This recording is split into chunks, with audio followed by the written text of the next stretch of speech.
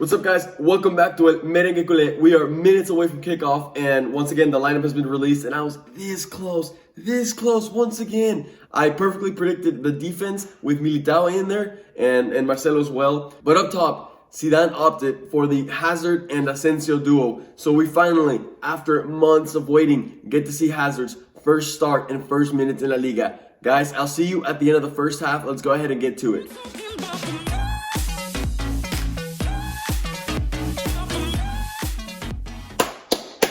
Golazo! Golazo is the only way to describe Eden Hazard's opener in his debut in La Liga. Guys, this was looking like it was going to be a pretty tough game. As the minutes went on, it was looking pretty stale. Both teams were playing with a lot of respect to each other, right?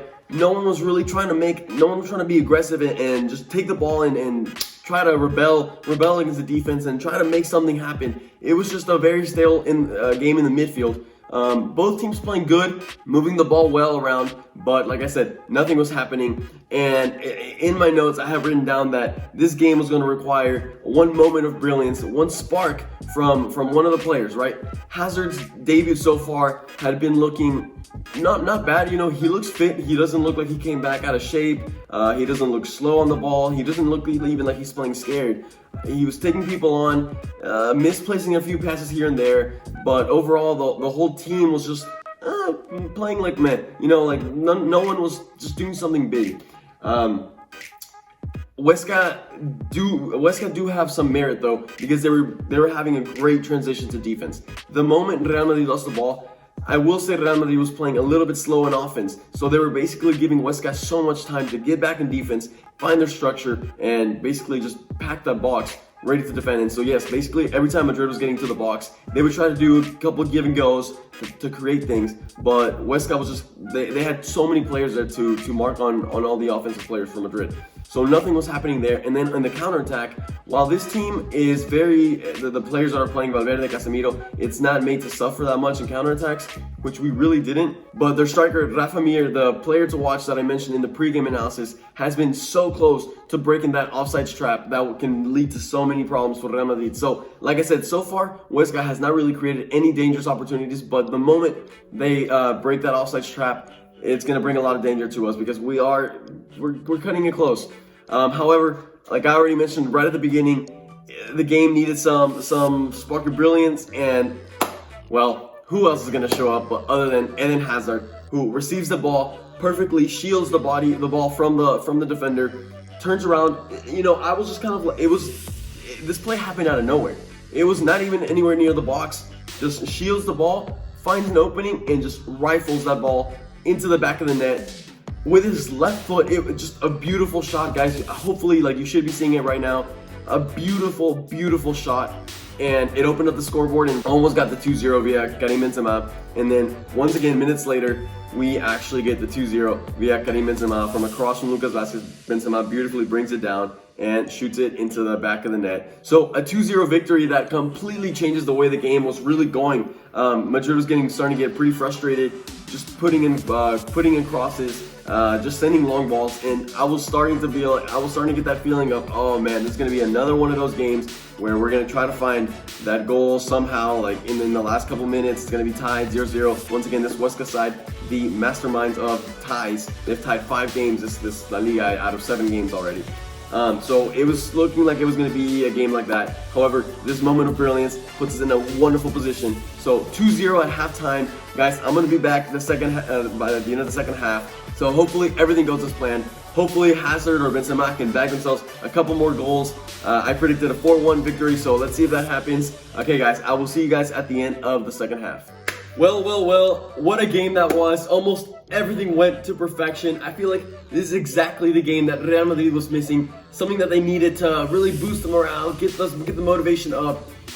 From the beginning of the second half, Hazard, Asensio, Benzema really connecting well. I think those three were really the top players of the game overall.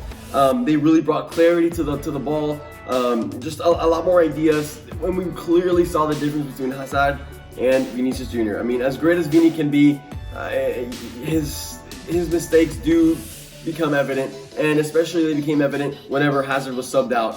And Vini, once again, he just has he lacks a clarity for specific passes that he has to make, for specific decisions he has to make. He gets offsides a lot. But I mean, I don't want to rant about Vinicius Jr. Let's get back to what happened in that second half, which was a great combination play from Hazard, Asensio, and Karim Benzema that ended up with Benzema almost scoring a goal, but then ended up crossing it over to Valverde. Valverde gets a beautiful volley to put the 3-0, and from there on, the game basically changed. Real Madrid started to tone it down. They obviously know that they have a very important game against Inter Milan midweek that basically defines like their lives in the Champions League this season. So seeing that they had a 3-0 victory, they obviously brought the intensity of the game down.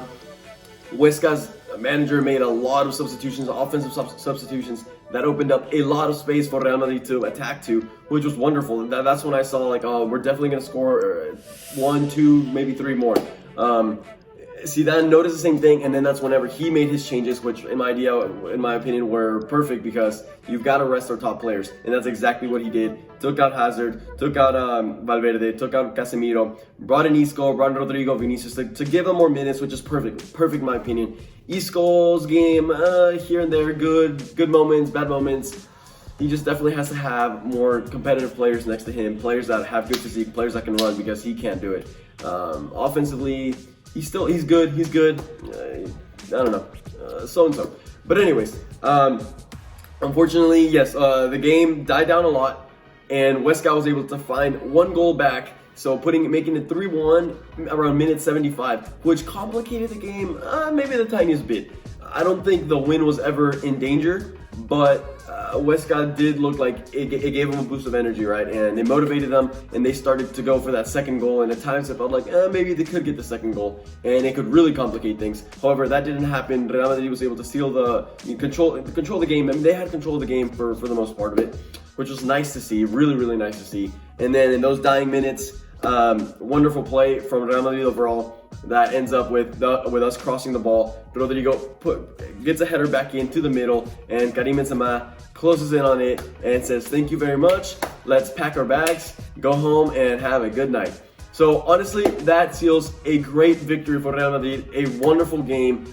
Hazard, I think, man of the match, which it's amazing. It's amazing to say that. We've never said, like Hazard had a really good game in this channel. So I'm really happy to be saying this, and I'm really happy to have seen that game. I really hope, injuries are gone. He starts playing good now, and everything just starts flowing, because I think he's coming at the best time when we most needed him this season. We obviously have the Champions League games that we're really going to need him to come through for us, and La Liga, where it's about to get a lot tougher for us. We have tougher opponents coming up, so he came at the perfect time.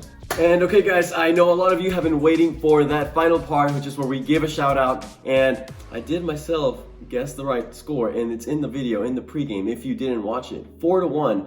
Okay, so we have an issue where I look at the scores right before the game. Obviously, I'm gonna take a screenshot of all these scores right before the game, and the issue I'm seeing is that I'm going to the scores afterwards, and I see a lot of people have edited their comments to change it to be 4-1. And so guys, obviously, come on, let's have some integrity here.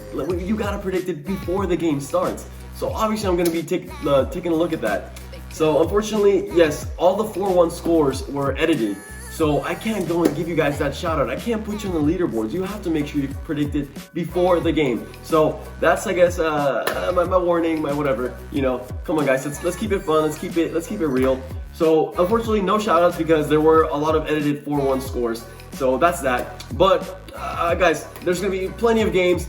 So plenty of score predictions that can be made. With that being said, guys, Barcelona plays later today. Real Madrid has gone top of La Liga for now. So obviously, as a Real Madrid fan, we're going to be watching this game very closely. Barcelona away from home tends to be a little bit shaky, so potentially they could drop some more points. It's going to be a big game. Obviously, El Merengue Culé will be doing their post-game analysis video on that game, so make sure you stick around. If you're new to the channel, please make sure you hit the subscribe button down below if you want to stay updated with all that information and post-game analysis videos.